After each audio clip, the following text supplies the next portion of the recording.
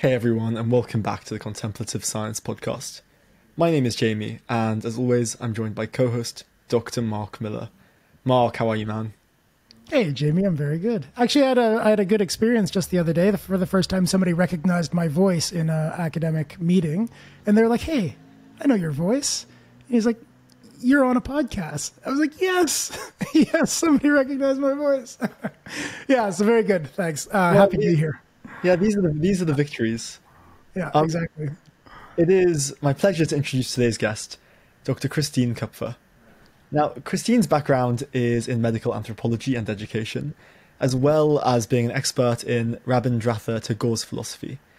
As far as today is concerned, she has spent some significant time researching what we're going to call the dark side of meditation. Christine, how are you? I'm very well, thanks for having me today. So there's so much to get into around spiritual crises, what happens when meditation goes wrong.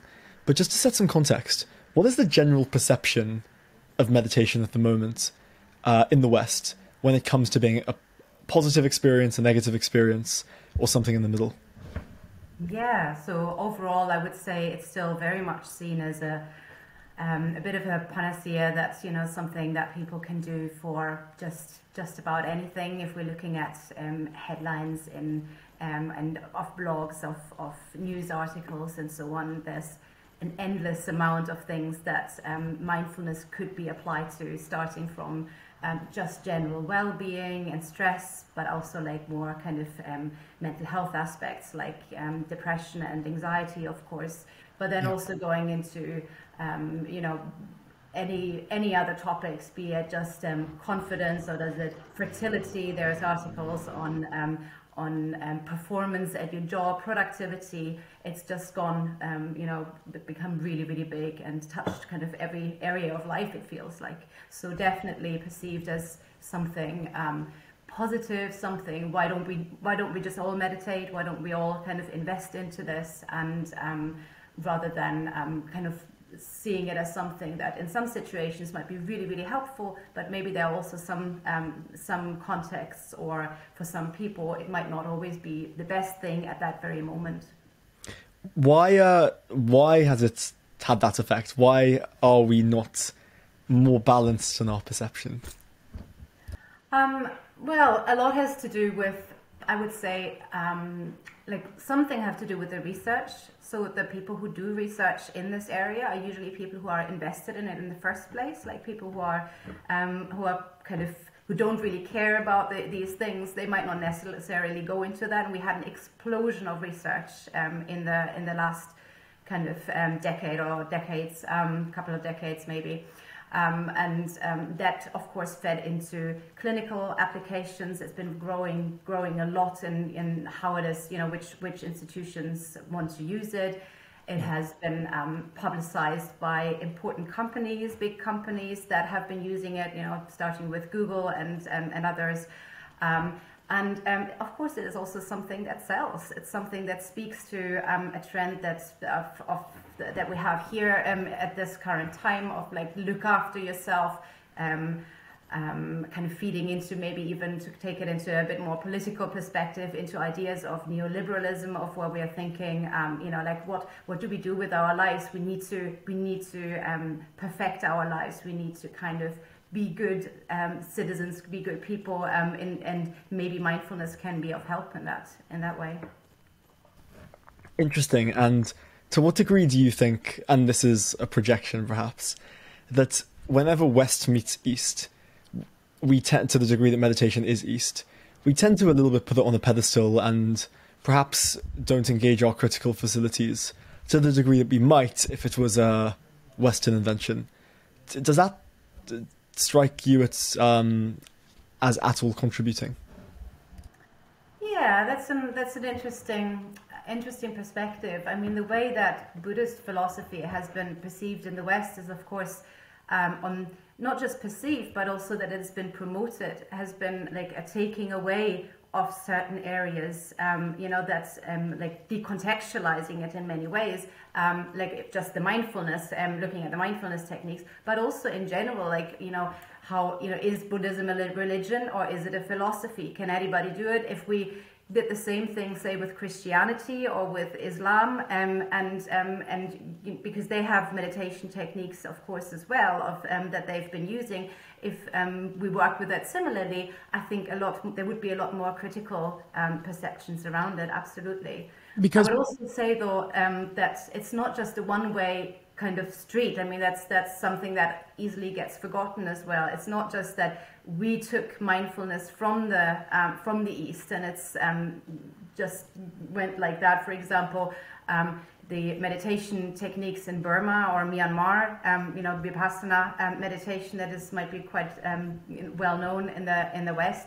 Is not just that Westerners went there and kind of got these ideas and transported them over to the West. It's something that developed because at the time that the Westerners arrived there, it wasn't done amongst lay practitioners. It was actually something that was neglected in many ways as well, and it was the interest of the West then that made it big, developed it, that people became in Burma became interested and thought, oh, let's revive that. So it's complex processes, really. I love that perspective. And I imagine one of the things that's been left behind when we decontextualize some of these mindfulness practices is some of the problems you can run into, because I know that's definitely part of the cultural context, right? I mean, it's not uncommon to hear in an Eastern meditative tradition warnings about, you got to make sure you don't practice like this, or if these sorts of things, these are the kinds of signs that maybe you're practicing in the wrong way, or this is the kind of uncomfortable territory you're more or less likely to go through if you're going to go deep in here. And then this is the kind of medicine and remedy as well. So I know this has been a big interest of yours as well. So I'd love to hear anything you have to say here about just this context of where things can go wrong. Yeah, so in terms of kind of like if we're looking at the Buddhist context, for example, things that were practiced before people were even introduced to mindfulness were around virtue and ethics. Was a major area to learn how to live a good life, how to respect life, but also not just in terms of for the world around oneself, but it also has an effect on oneself, on one's own stability. Like ethics are important for that, and we don't need to go to Buddhist cultures to and I know you're both coming from philosophical backgrounds. I mean, ethics is such an important part in building up character and that which can be really helpful, and to also prevent some difficulties in meditation that can come up. On the other hand, something that can get neglected is sometimes the focus in the West is very much on the mind, on awareness and attention training, and aspects of compassion get kind of forgotten about, or around wisdom and what comes with that. And you've had quite a bit of experience looking into some of the challenges that people here in the West have had in the meditation community. Anything there stand out that you'd like to chat about? I mean, because I know you're interested in spiritual crisis, and this is one of the things you've been engaged with. What is that spiritual crisis, and how's it related to meditation? Well, spiritual crisis or spiritual emergency are kind of two terms for describing when people touch on non-shared reality. They have experiences of non-shared reality. That could be one maybe definite. It's very hard to define it, but there are many different ways of describing it. We can also think of it in different categories. So, for example, some people use different kind of frameworks to express what they're going through. So it could be around experiencing somatic energies and talking about Kundalini awakenings. It could be around a dark night of the soul. It could be around seeing things that other people might not see, or hearing things that other people might not hear.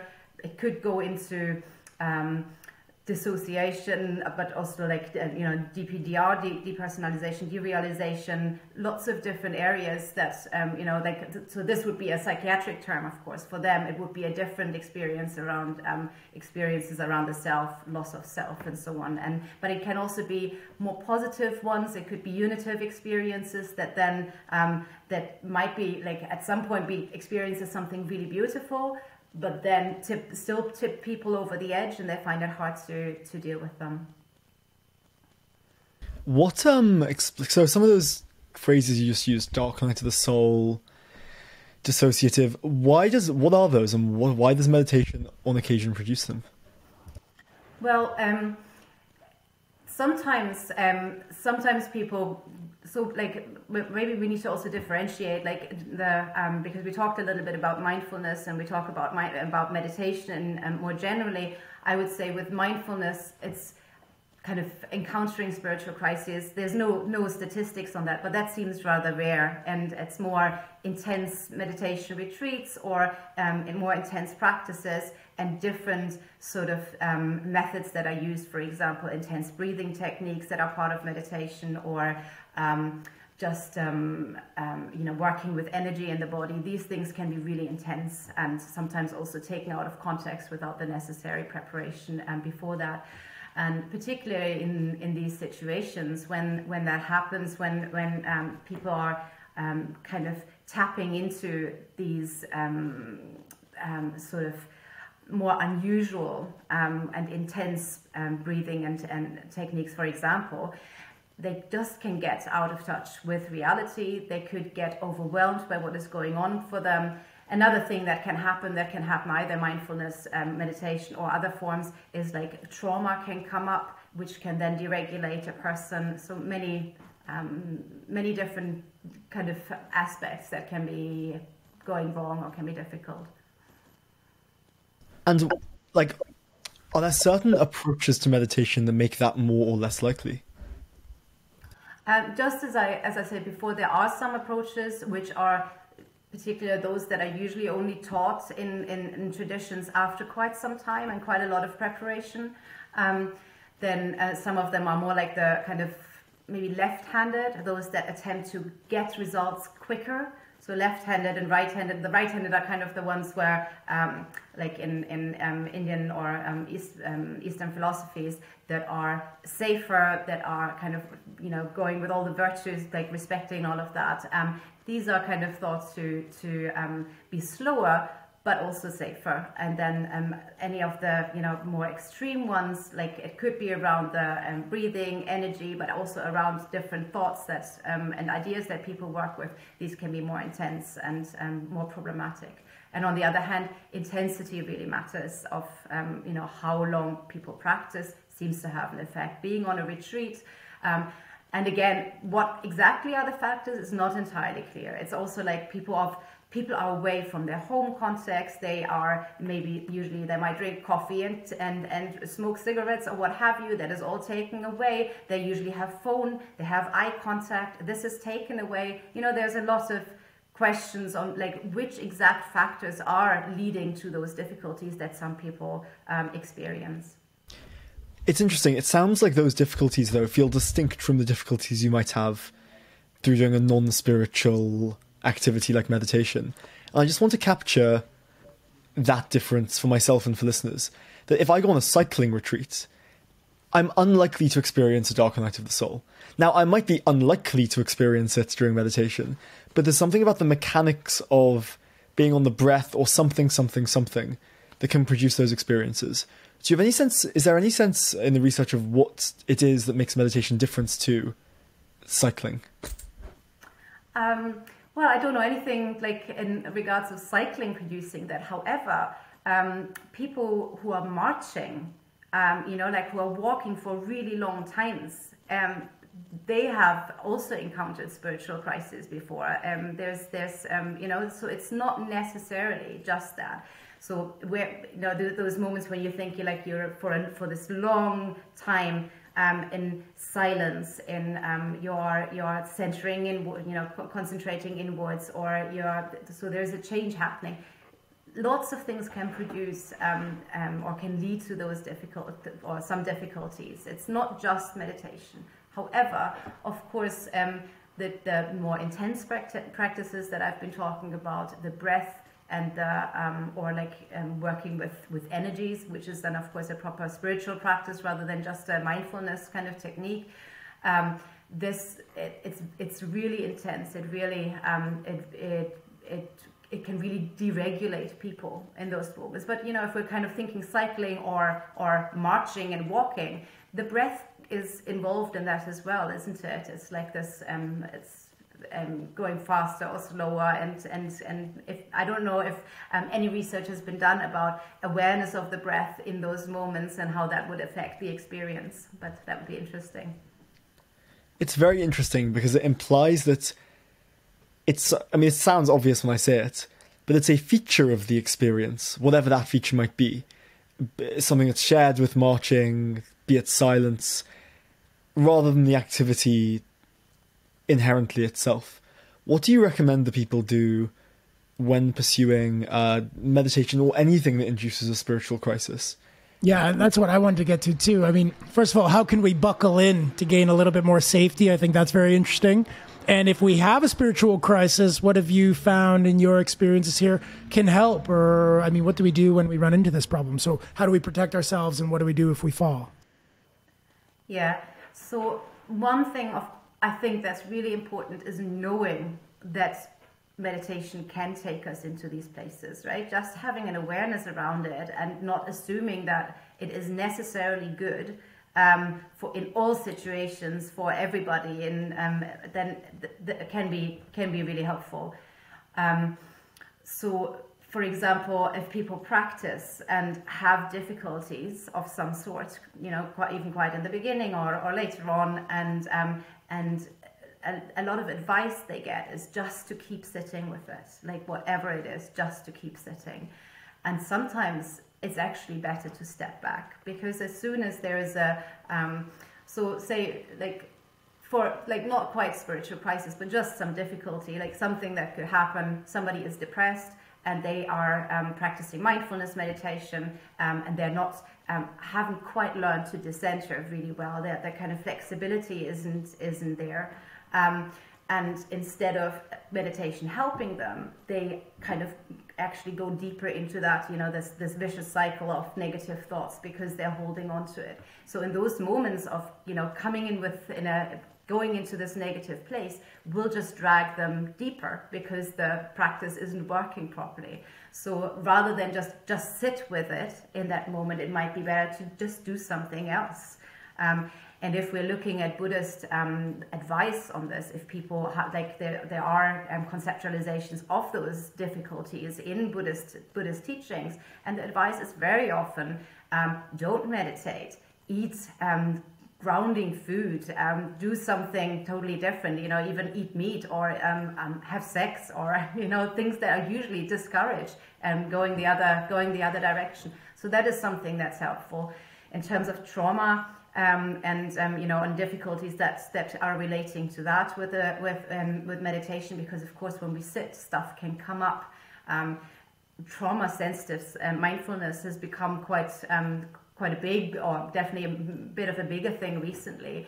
So trauma awareness, when mindfulness and meditation is being taught, is of huge importance. So kind of knowing that there is a high likelihood that if a teacher has a group of meditators, that there will be somebody with trauma experience.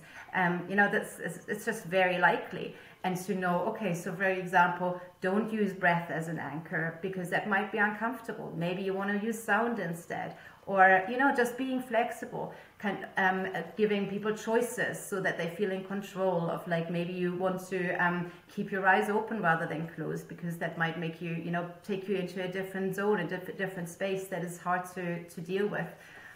So these are kind of like maybe things that can help to prevent entering into deeper difficulties. And in terms of what helps, the other question you asked, what people have found most helpful is grounding, anything grounding. So quite similar to what I just said around the Buddhist teachings as well. Actually, many find it really helps to take themselves away from busyness on the other and find a place of silence and contemplation. But this is quite interesting, because the grounding that can be it can be the silence.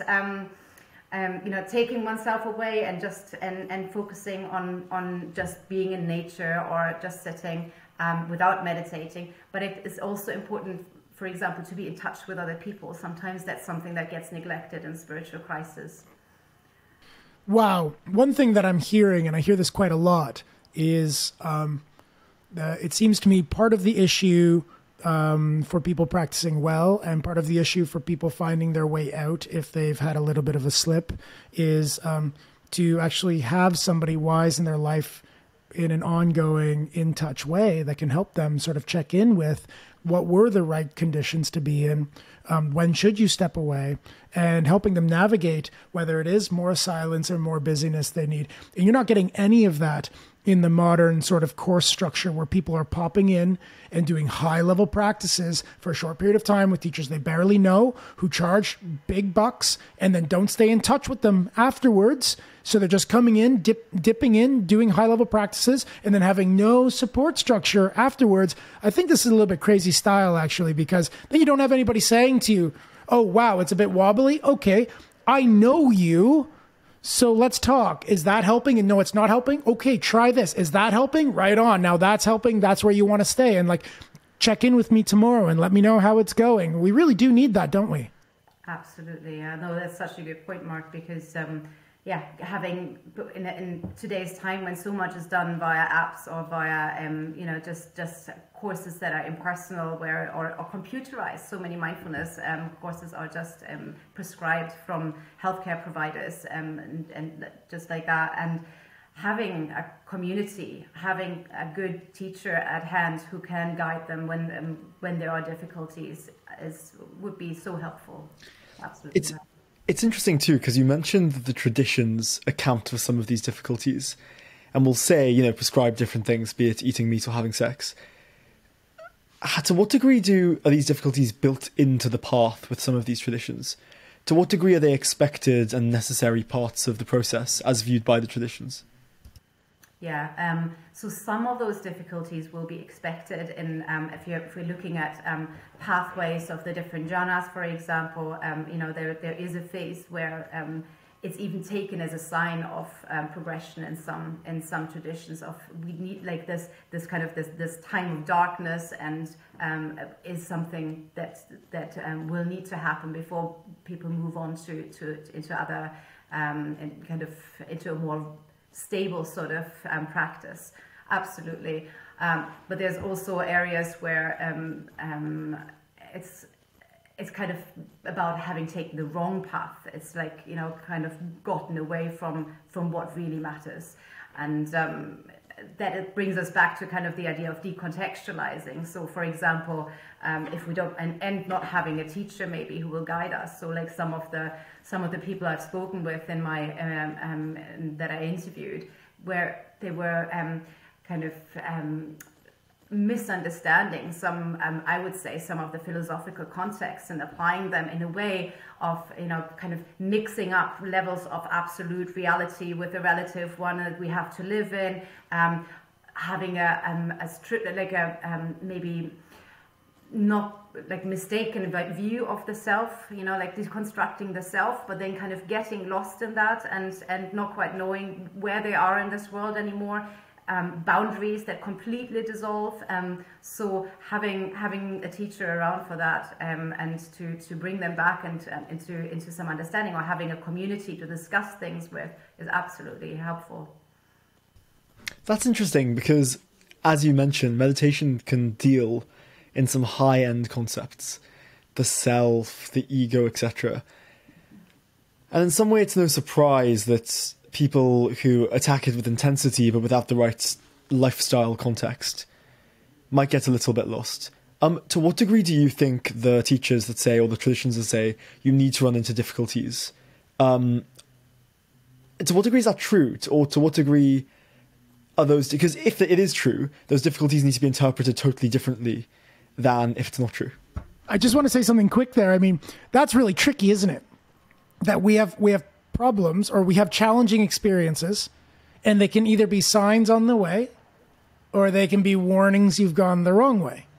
And what a tenuous thing to decide for yourself, especially if you're on your own. You're starting to feel a little bit uncomfortable. Uncomfortability is natural, but it also could be a sign that you have wrong view, or that you're thinking about the practice in the wrong way, or you're approaching it in the wrong way? Like you have a really like a personality type approach to meditation where you're like, now I'm going to practice 5 hours a day and you have no structure for that. I mean, that's tough, isn't it? Because they could be some similar experiences. One saying great, the other one saying watch out. Absolutely. Yeah, no, it's a really tricky one. And I think, yeah, having some, for that very reason, to have teachers, to have a community, rather than getting lost in those very complicated, abstract sort of concepts and, you know, going down some kind of rabbit hole and getting lost in that is very important. Is there anything from your experience? I mean, I know there's no magic bullet here, but what would you be giving as advice to somebody you were speaking with who was running into a little bit choppy waters to sort of discern whether these are beneficial waters or sort of unbeneficial waters? Maybe context is king here, and it would have to be the person in the moment, like their personality and how they're practicing all together gives you that information. But is there anything sort of context invariant you look out for, I wonder? It would be a very, I would really say that comes down to the individual and the context. Exactly. So I'm kind of thinking, but I would say if somebody is kind of like a huge warning bell for me would be there if somebody has lost touch to, normal everyday life, which is a sign of a spiritual crisis, of stopping to care about anybody in their life, all people that used to matter, constantly being either, hyper aroused or hypo aroused, or having, like any of those things that they will probably be concerned about themselves in some way as well. It's not something that you need to necessarily see from the outside, but this would all be very kind of worrying, and in terms of bringing them back, thinking of again this kind of grounding everyday things, to connecting with other people, eating good food, being in one's body rather than just in the head and floating into higher spaces. Very helpful there. The question that comes to mind then is, should there be some kind of a guidebook? Is there things that teachers particularly need to watch out for as they're teaching this material to help their students not run into these kinds of pitfalls? Yeah, that would be really. I think some things that should definitely be there are around trauma, and this has been developed, and it's kind of. There are some ground rules to pick up on, which I kind of already talked to around using, being flexible around the different anchors, and speaking with people about alternatives, and making people aware that this can happen. Another kind of way to help people that I've encountered in some traditions, some Buddhist traditions, is also not to make too much out of experiences that are kind of beyond the ordinary. So if somebody has kind of sees the lights and thinks they have reached a higher level, to realize this might just be an experience, and to be with it like with anything else and let it go, rather than hook onto it and start clinging and striving to have exactly that same experience, or to start inflating their ego in some way of thinking, oh, I'm so, I'm having those experiences and I'm already at this point. This can be quite helpful to kind of normalize it and say, yeah, these things happen, but they will pass again, and that's okay. And so rather than people trying to get more of it constantly.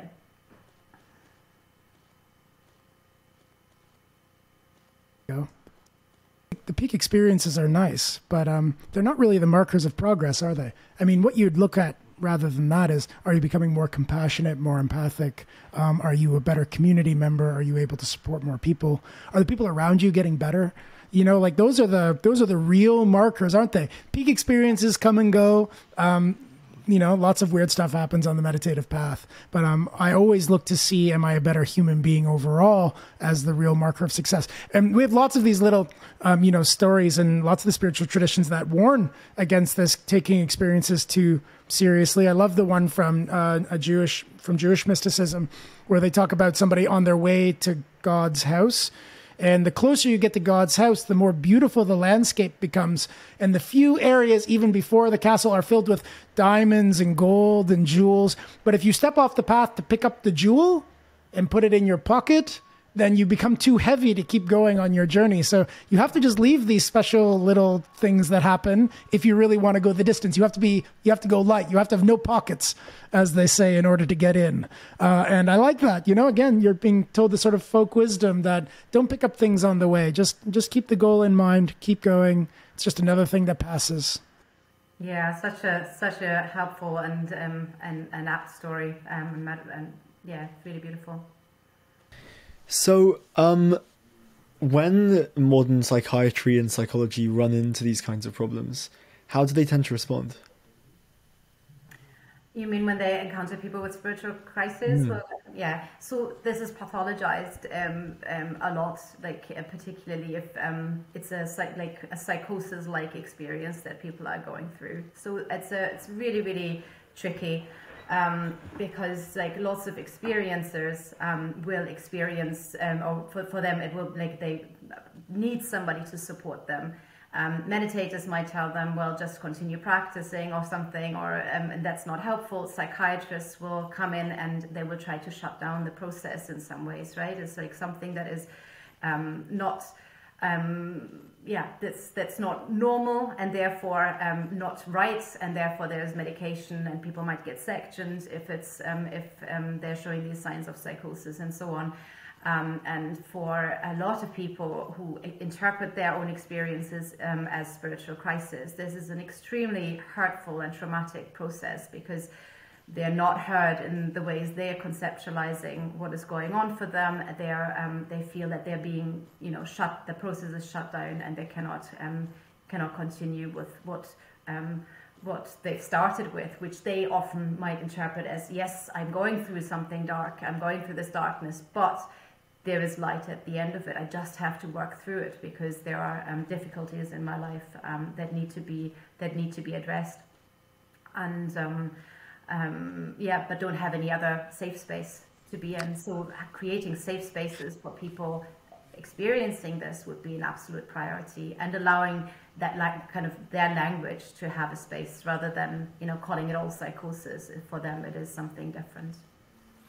Yeah, it's interesting because meditate more isn't helpful, but nor is shutting down the process if you're invested in seeing the process through. And I think a lot of the people that you're describing want to see the process through, believe in the wider mission, but they're incredibly uncomfortable. And I can see that in traditional psychiatry and perhaps traditional meditation circles, depending on who your teacher is, right, and how well you know them, you might end up getting the two extremes that feels unsatisfying. Where can people in the midst of that go? There are different organizations, like in the UK, the Spiritual Crisis Network, or in other places, Spiritual Emergency. Just kind of finding the organizations that are there and contacting them, because it's different in every country, so it's hard to list them all. But there are some kind of safe spaces, like different kind of therapeutic centers, but these are very rare. In terms of working with experiences like that in a non-pathologizing way, or in ways that don't medicate people straight away, but that kind of are open to that. I mean, there have been different movements around, say, open dialogue, or even in history, kind of Lang, the experiments that he did with kind of having houses for people where they can, with schizophrenia in that case, or with psychosis experiences, and opening them up, being there for people, looking after them. But there's hardly anything available these days, so it's definitely an area that needs to be worked on. And has anything surprised you in your interviews with people going through spiritual crises?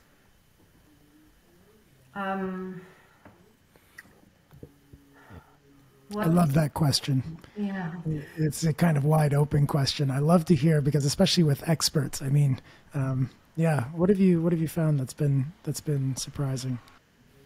I think one thing that I found with religious meditators, also particularly with Christian, like I tried to kind of have interview people from different backgrounds, particularly Christian backgrounds.